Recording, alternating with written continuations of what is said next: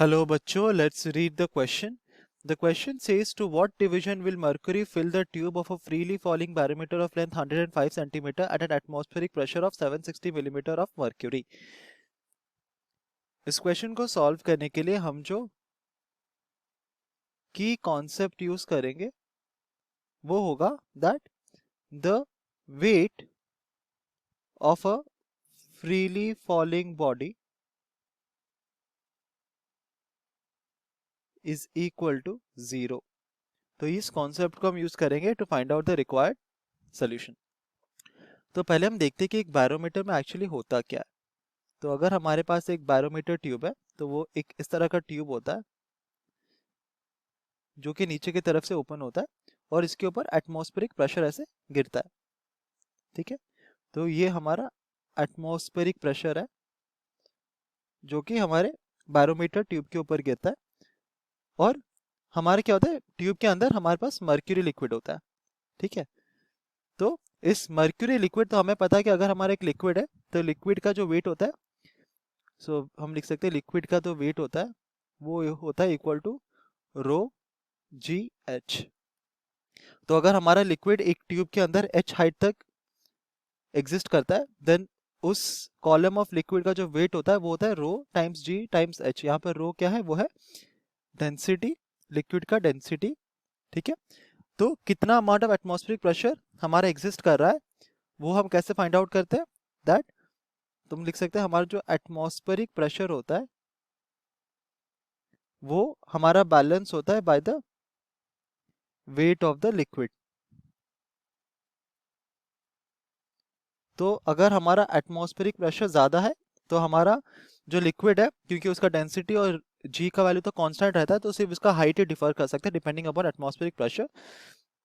या हम कह सकते हैं कि pressure is proportional to height. तो अगर हमारा प्रेशर इंक्रीज कर रहा है तो हमारा हाइट इंक्रीज करेगा, और प्रेशर डिक्रीज कर रहा है तो हमारा हाइट भी डिक्रीज करता है इनसाइड द बैरोमीटर. ये हमारा बेसिक कॉन्सेप्ट है कि कैसे हमारा बैरोमीटर काम करता है. अब क्वेश्चन में कहा गया कि हमारे पास एक बैरोमीटर है जो कि फ्रीली फॉल कर रहा है.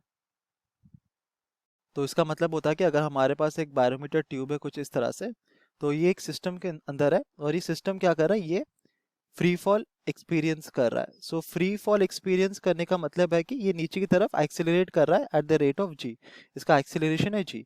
तो हमें पता है कि फ्री फॉल के टाइम पे हमारा जो अपेरेंट वेट होता है, या एक्चुअल वेट नहीं होता, ये अपेरेंटली हमें फील होता है, अपेरेंट वेट होता है बॉडी का, वो जीरो हो जाता है, मतलब वो वेटलेस फील करता है. तो क्योंकि apparent weight of the liquid inside the barometer वो जीरो हो जाता है, तो जितना भी प्रेशर हमारा, अगर हम कुछ प्रेशर डालेंगे, एटमॉस्फेरिक प्रेशर हम ऐसे फ्रीली फॉलिंग बैरोमीटर के अंदर डालेंगे, तो ये प्रेशर पूरा लिक्विड के ऊपर लगेगा और ये लिक्विड को अपने एक्सट्रीम लिमिट तक पुश करेगा. एक्सट्रीम लिमिट तक पुश करेगा. एक्सट्रीम लिमिट तक पुश करने का मतलब है कि हमारा जो एटमॉस्फेरिक प्रेशर है ना, वो लिक्विड को, लिक्विड बैरोमीटर जो हमारा है ना, उस ट्यूब के मैक्सिमम हाइट तक लेके जाएगा. ठीक है, तो हमारा जो भी मैक्सिमम रीडिंग है बैरोमीटर का, वहां तक हमारा लिक्विड राइज करेगा. इन दिस केस हम जो लिक्विड की बात कर रहे हैं वो है मर्क्यूरी, वहां तक पुश करेगा. तो what division will mercury fill the tube of a freely falling barometer of length 105 centimetres. तो ये उसके पूरे एक्सट्रीम लेंथ तक पुश करेगा. तो हमारा जो मर्क्यूरी है वो कौन से लेंथ तक राइज करेगा, simply h is equal to 105 centimetres तक. तो h is equal to 105 centimetre हमारा रीडिंग होगा in the barometer scale. Hope you understood it well. Best of luck.